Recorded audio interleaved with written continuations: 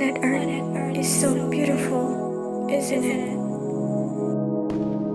The fact that there is a planet so complex it's able to hold billions of life. I mean, what are the chances? But when did it become something like this?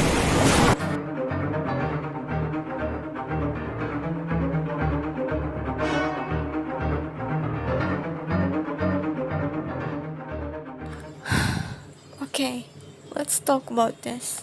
Recently, there's an unfortunate event that happened in Aceh, North Sumatra, and West Sumatra that claimed approximately 1,000 lives. May they rest in peace. Believe it or not, climate change played a role in the occurrence of the disaster. Before we get anywhere near that, we first need to know, what is climate? Climate is the general weather over a long period of time. This can include rainfall, temperature, snow, or any other weather condition. Now that we get that established, let's move on to the change of climate. Ever heard of global warming? I'm sure you've heard of that. Global warming is one of the aspects of climate change. Climate change is a natural phenomenon.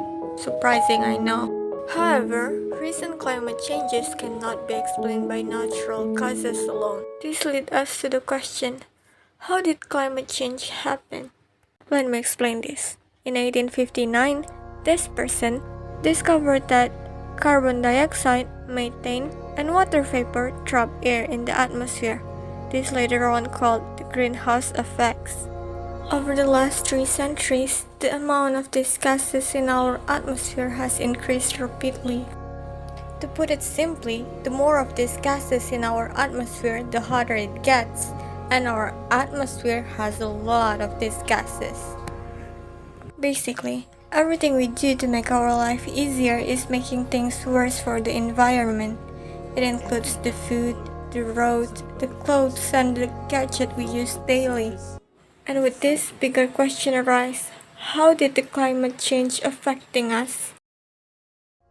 There are several impacts that the climate change have on the environment, such as extreme weather like storms, heat waves, heavy rains, rising sea levels, melting ice, etc. This then would cause the ecosystem to collapse. For animals and plants, it causes them habitat loss, food scarcity, and behavioral changes. This would then interfere with the food chain and disrupt the ecosystem and ultimately cause extinction. And as for human, the extreme weather alone would cause health risks since it would be easier to spread disease. It would interfere with the planting and harvesting crops, which then would lead to a food scarcity, which then would cause a worldwide hunger and an economical collapse. So many bad effects. So then, why don't we just don't do all of that? Well, I'm gonna hold your hand when I say this, but it's too late for that. Climate change is not some faraway future that we got to prevent. It is happening right now. So then, what can we do about it? Well, isn't that the million-dollar question? The solution to climate change is often simplistic. Like, sure, biking to work or switching to paper straw does help, but your action alone cannot possibly have that much impact. For anything to work, we need for the people who are in charge to take an action and start implementing laws and the most effective climate change strategies. We need for them to invest in the area where we don't have solution yet. We need the government to know that if they aren't serious about this, then they are out for the game. Because while individual action does make changes, however little they are, a systemic change like switching to renewable energy, create infrastructure, and set regulation on carbon is what we actually need. So then, how much progress have we made?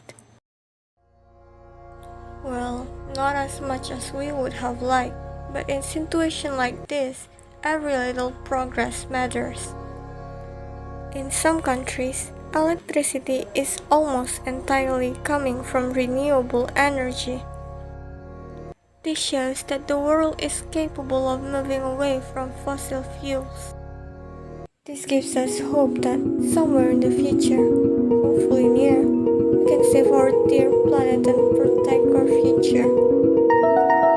Until then, let's do our own parts in this journey.